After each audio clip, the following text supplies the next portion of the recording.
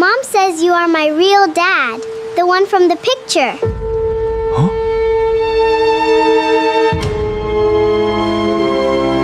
Rain hammered the streets of Busanjin hard enough to blur the city lights into streaks of gold and white.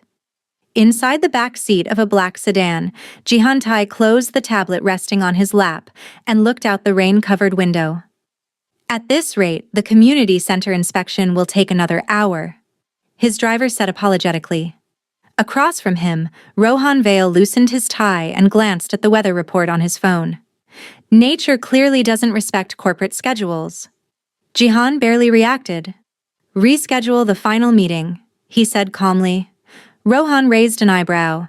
You're actually giving yourself free time? I should document this historic moment. Jihan ignored him. The car slowed near a quieter street lined with small shops. Then the power flickered. Several people ran beneath umbrellas while others hurried inside nearby businesses to avoid the downpour. Rohan looked outside. There's a tea house over there. We can wait until traffic clears. Jihan nodded once.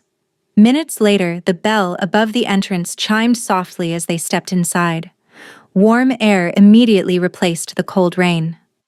The scent of ginger, cinnamon, and fresh herbs filled the room. Unlike the modern cafes he occasionally visited for business meetings, this place felt personal. Hand-woven decorations hung beside Korean calligraphy. Wooden shelves displayed tea jars labeled in both English and Korean. Behind the counter, a woman was arranging ceramic cups. The moment she looked up, the cup slipped from her hand. Fortunately, it landed on a folded towel instead of the floor. Her breathing stopped for a second. Jihan. 12 years, 12 long years. For one impossible moment she thought she was dreaming. Mirembe Akini quickly bent down and picked up the cup. Sorry, she said softly. Long day. Her voice remained steady, but her fingers trembled slightly. Jihan studied her briefly. Something about her face felt strangely familiar. Not enough to remember. Just enough to leave a faint discomfort in his chest. Are you all right? He asked politely. Yes. She forced a smile. Please sit anywhere you like. Rohan was already admiring the menu. This place is incredible, he said. Jihan, if you refuse to enjoy life, at least let me. The older woman helping in the kitchen laughed. You two must be visitors. We're trapped by the weather, Rohan replied. Then rain brought you to the right place. Mirembe lowered her eyes and quickly moved toward the counter. Her heart was pounding so hard she could hear it. She had imagined this meeting countless times over the years. In every version she had prepared herself. But reality was cruel. Nothing could prepare someone for seeing a ghost walk through the door. Because the last news she had received about Jihan years ago was simple. He had moved on. He had built a new life. And she had accepted that she would remain only a memory. Mommy. A tiny voice echoed from the staircase. 3-year-old Sifa came running downstairs with colorful beads bouncing in her hair. She stopped halfway when she noticed the unfamiliar men. Her eyes widened. Then she smiled. Without hesitation, she marched directly toward Jihan. Mirembe froze. Sifa. But it was too late. The child stood in front of him and tilted her head. You look sad. Rohan nearly laughed. Jihan blinked. Do I? She nodded seriously. My mommy looks sad too sometimes. Rohan grinned. This little one is very observant. Sifa looked at Jihan again. Then she pointed at him. I know you. Mirembe almost dropped the teapot she was holding. Jihan smiled politely. Oh? Yes. She nodded confidently. Mommy cries when she looks at your picture. The entire tea house became quiet. Even the rain outside suddenly felt distant. Rohan slowly lowered his cup. Jihan's expression changed slightly. Mirembe stood completely still. Sifa, she said carefully, come here. But the child continued happily. You have lots of pictures. Rohan looked between the little girl and Mirembe. Jihan's voice remained calm. My pictures? Sifa nodded enthusiastically. In the blue box under Mommy's bed. Mirembe reached her daughter immediately. Sweetheart, remember what Mommy said about talking while adults are drinking tea? Sifa frowned. But I didn't tell the biggest secret. Mirembe's eyes widened. Sifa. The little girl lowered her voice dramatically. Mommy hugs the box when she misses people. Rohan nearly choked on his tea. Mirembe closed her eyes for a brief second. When she opened them again, she forced an embarrassed smile. Children say strange things. Jihan looked at her.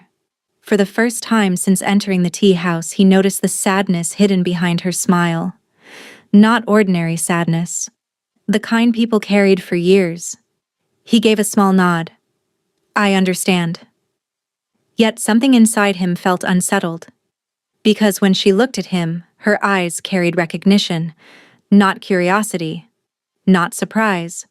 Recognition, as though she had known him once, as though she had lost him. The storm finally weakened an hour later. As he stood to leave, Sifa waved enthusiastically. Bye, sad uncle. Rohan burst out laughing. Jihan almost smiled. Goodbye. But before he stepped outside, he turned once more. Mirembe was standing beside the counter. Their eyes met.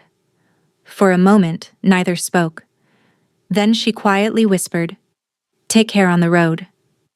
Something about those words tightened his chest. He had heard them before. Somewhere. Long ago. Back inside the car, neither man spoke for several minutes. Finally, Rohan broke the silence. Interesting afternoon. Jihan looked out the window. Rohan. Find out who owns that tea house. Rohan looked surprised. Business reasons? No. Jihan stared at the rain. I just need answers. Late that evening, Rohan entered Jihan's office carrying an old file. His usual humor was gone. I found something strange. Jihan looked up. Rohan placed a faded university archive photograph on the desk. The blood drained from Jihan's face. In the picture, a younger version of himself stood beside a smiling African woman. The woman was unmistakably Mirembe. Rohan swallowed slowly. There's one problem. Jihan could barely speak. What problem? Rohan looked at the official report attached to the file. According to these records? He paused. That woman died 12 years ago. Jihan did not sleep that night. The old photograph remained on his desk long after Rohan had gone home. He had stared at it so many times that the edges of the image began to blur. A younger version of himself stood beneath a clear African sky, wearing a faded volunteer vest and smiling in a way he no longer recognized. Beside him stood Mirembe, not the composed tea house owner he had met that afternoon. This woman wore glasses, her natural hair cut short, and her laughter seemed so alive that even a still photograph couldn't hide it. Yet the official report attached to the archive was clear. Deceased. 12 years ago. Jihan rubbed his eyes. Something felt wrong. Not because of the photograph. Because of her eyes. The woman in the tea house had looked at him with grief. Not surprise. Not fear. Grief. And grief belonged to people who remembered. The next morning, Rohan entered the office carrying coffee. You look terrible. I've looked worse. Not really. Rohan sat across from him. Do you remember her? Jihan remained quiet for a moment. Pieces. What kind of pieces? Rain. Rohan frowned. Rain? Jihan nodded. A bus station. A woman laughing. Tea. He closed his eyes. And someone saying... He stopped. The sentence disappeared before he could catch it. Rohan leaned forward. Jihan. Yes? People don't imagine memories. Silence settled between them. Finally, Jihan stood. Cancel tomorrow's flight. Rohan blinked. You hate changing schedules. I'm staying in Busanjin. For business? Jihan picked up the photograph. I don't know anymore. At Amani Tea House. Mirembe stood motionless in the kitchen while steam rose from the kettle before her. She had barely slept. Every memory she had spent years locking away had returned all at once. The way he smiled, the way he tilted his head while listening, even the calm tone of his voice. 12 years had changed him, but not completely. Her elderly assistant, Mama Yunja, watched her carefully. "You've poured hot water into the empty pot 3 times. Mirembe blinked. "I have? You have." The older woman crossed her arms. "Who is he?" Mirembe forced a smile. "A customer." Mama Yunja snorted. "Then I must be 20 years old again." Before Mirembe could answer, tiny footsteps echoed downstairs. Sifa appeared, carrying a stuffed rabbit.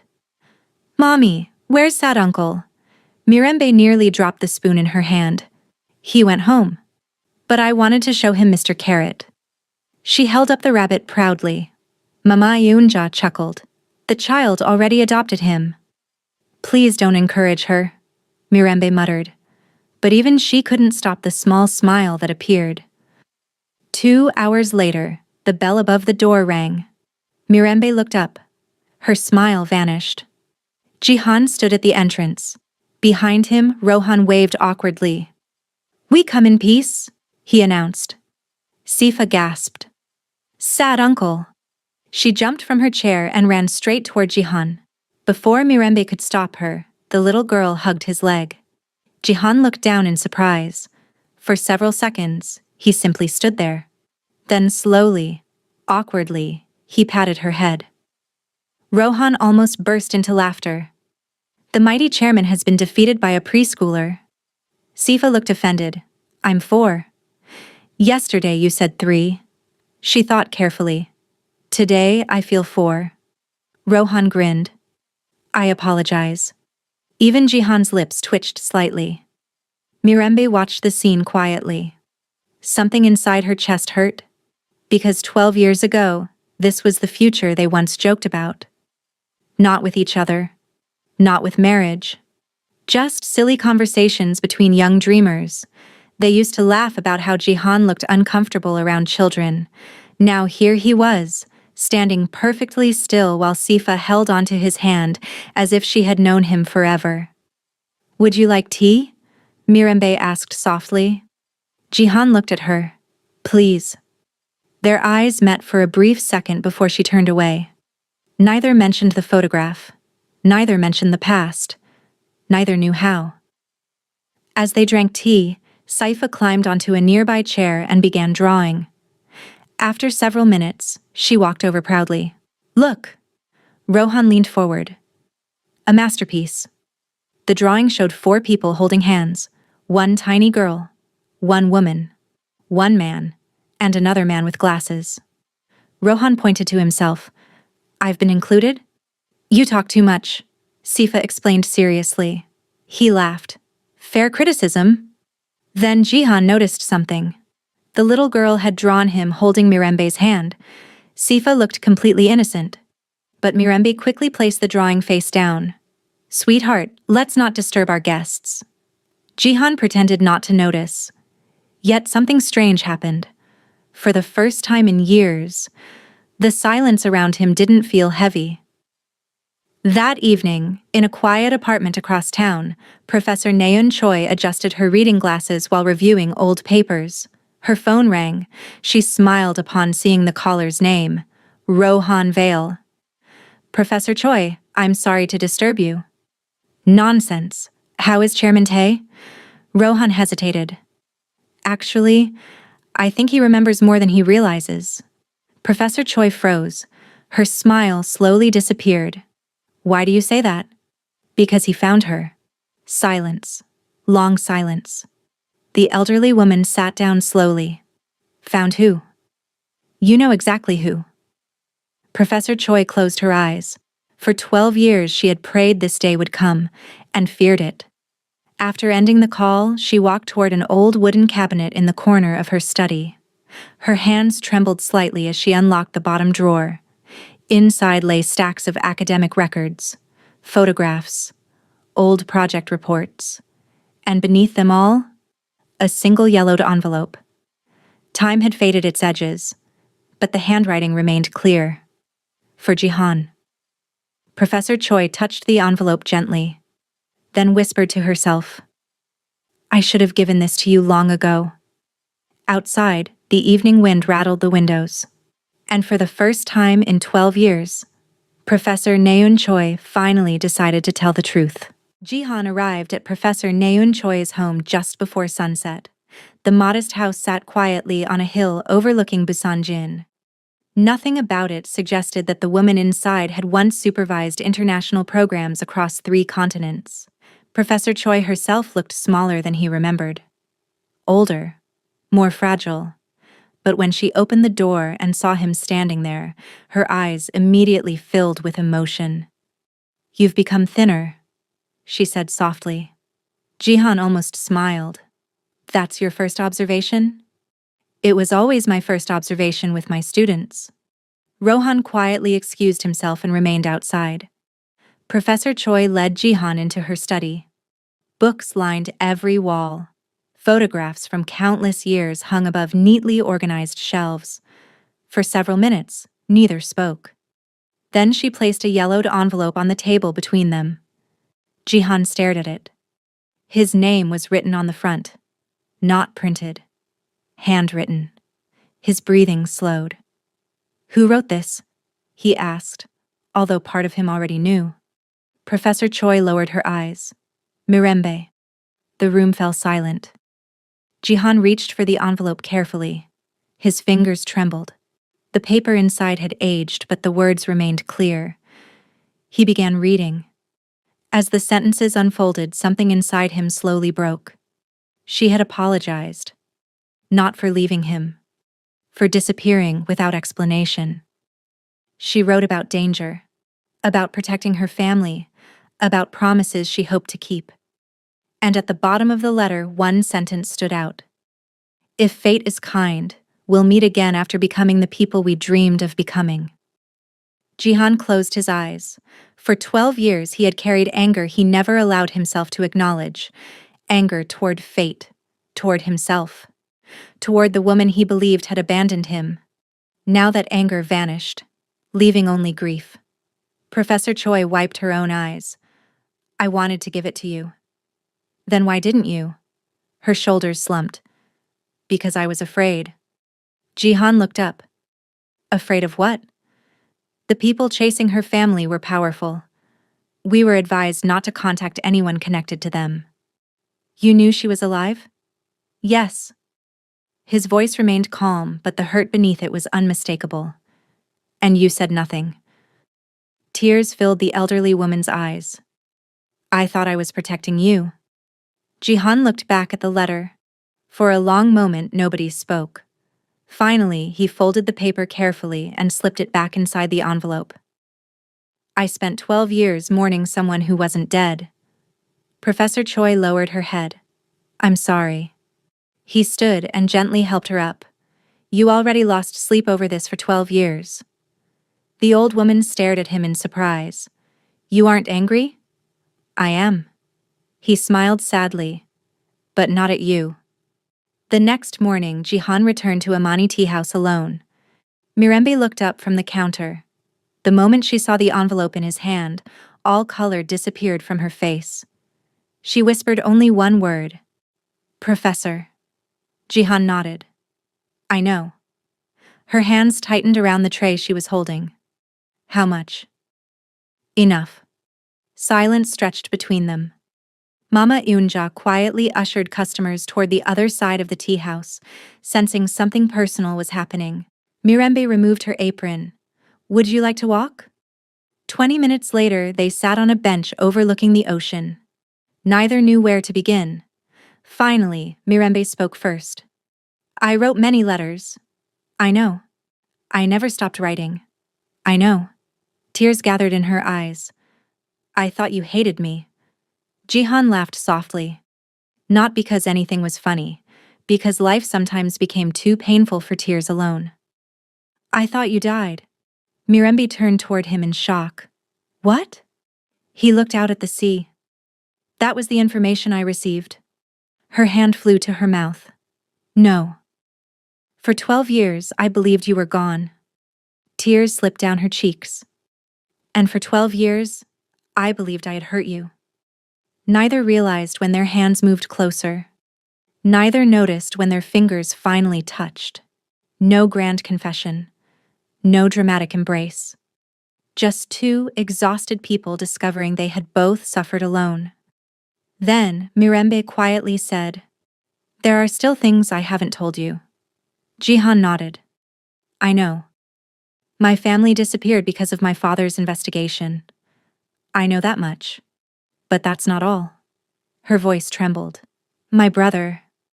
Before she could continue, Sifa's cheerful voice interrupted. "Tea, uncle." The little girl came running across the walkway with Mama Unja following behind. Jihan blinked. "You escaped." Sifa grinned proudly. "I am very fast." She climbed onto the bench between them and immediately handed him a small toy car. It broke. Jihan examined it. "Let me see." Within seconds, he fixed the loose wheel. Sifa gasped dramatically. "You are magic." "No." He smiled. "Just engineering." Mirembe watched them quietly. Her heart tightened again. Not from pain, from gratitude. Because despite everything life had stolen from them, kindness had somehow survived.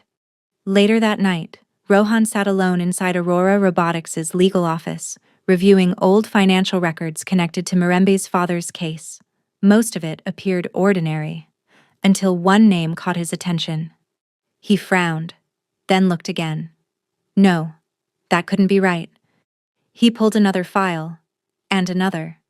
His expression slowly changed, because the same name appeared repeatedly. Investment partnerships, consulting payments, corporate shell companies, all connected to one man, Park Dong-hyun, Aurora Robotics' own board member. Rohan immediately grabbed his phone. When Jihan answered, he didn't bother with greetings. His voice sounded unusually serious. "Jihan, what is it? I think we have a problem." Jihan sat upright. "What happened?" Rohan swallowed hard. "The people who destroyed Mirembe's family." He looked again at the documents spread across his desk. They may have been inside Aurora all along. Jihan arrived at Aurora Robotics headquarters before sunrise. Rohan was already waiting inside the legal department. The usually composed lawyer looked exhausted. Several folders covered the conference table. Neither man spoke immediately. Rohan handed him a file. "Start with page 12. Jihan read quietly. Investment records, foreign partnerships, old shell companies. At first, nothing seemed unusual. Then he saw the name. Park Dong-hyun, one of Aurora's longest-serving board members, a man who had helped him build the company from its earliest days. Jihan looked up. "Are you certain?" Rohan nodded. "I checked 3 times. Maybe he invested without knowing." "I hoped so too." Rohan slid another document toward him. This payment was made 6 months after Mirembe's father disappeared. Jihan's jaw tightened. "How much?" "Enough to buy silence." The room fell quiet. For years, Jihan had trusted Park Dong-hyun, not as family, but as someone who had stood beside him through difficult years. Now doubt sat heavily in his chest. Before either man could speak again, the office door opened. A young man entered carrying a worn leather messenger bag. Tall, slim, serious eyes, short dreadlocks. He looked directly at Jihan. "You must be Chairman Tae." Jihan stood. "And you are?" "Jabari Akinyi, Mirembe's younger brother." The name alone explained everything. Jabari placed several notebooks and a flash drive on the table. "I've spent 10 years collecting evidence." Rohan blinked. 10 years? Jabari nodded. "My sister sacrificed her life to protect me. I couldn't waste that sacrifice." His voice carried exhaustion more than anger. "I thought I could finish this alone." He looked toward Jihan. But apparently, fate had other plans. Over the next 2 hours, they reviewed everything. Witness statements, financial trails, archived articles, hidden transactions. Piece by piece, the truth finally surfaced. Park Dong-hyun had not created the syndicate. He had simply chosen to protect himself.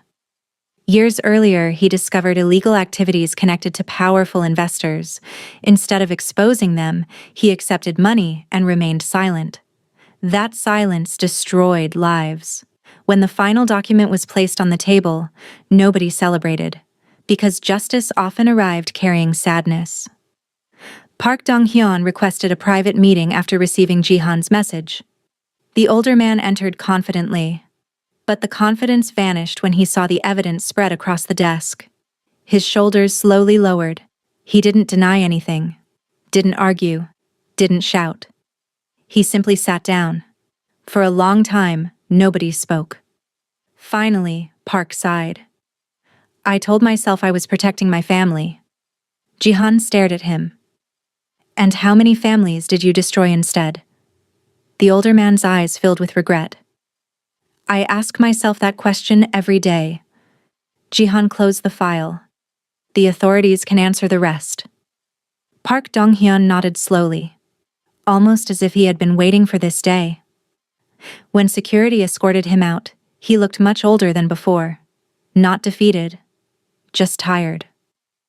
That evening, Mirembe stood outside the tea house watching the sunset when Jabari approached. For a moment, neither sibling moved. Then she wrapped her arms around him. Years of fear. Years of separation. Years of pretending everything was fine. All of it disappeared inside that embrace. I'm sorry, she whispered. Jabari shook his head. You protected me. I should have protected you better. You already did. For the first time in years, both siblings cried openly, not from grief, from relief. Later that night, after Sifa had fallen asleep upstairs, Mirembe and Jihan sat alone inside the tea house. The lights were dim. Only the sound of rain against the windows filled the silence. Jihan finally asked the question he had carried for 12 years. Why didn't you come back? Mirembe lowered her eyes. When my father disappeared, I became responsible for everyone who remained. She paused. I knew if I contacted you, you would help. Of course I would. That's exactly why I stayed away. He looked at her quietly. Tears formed in her eyes. Losing you hurt.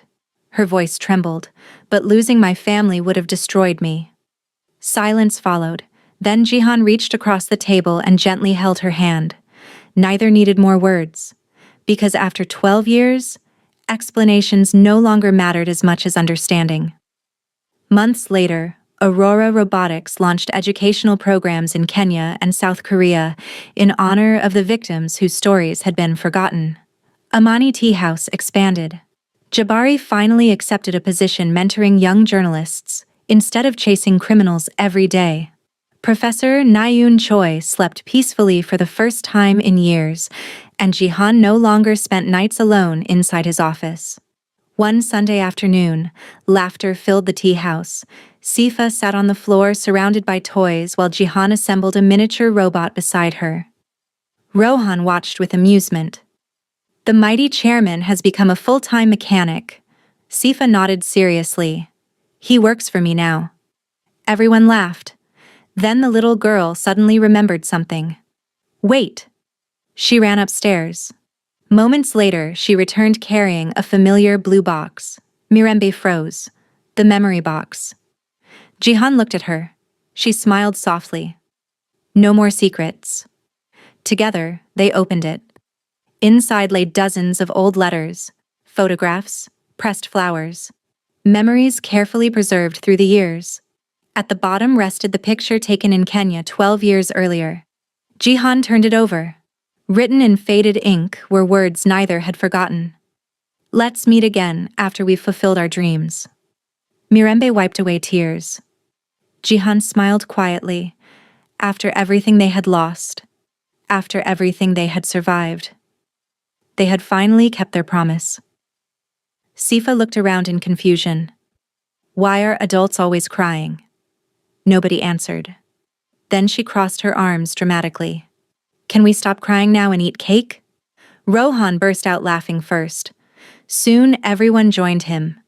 Outside, soft rain began falling once again, but this time, no one feared the storm. because there were no more secrets left inside the blue box. Only memories, and a future they could finally share. If this story touched your heart, don't forget to subscribe to Afrock Dynasty Studios for more unforgettable stories filled with love, hope, and second chances.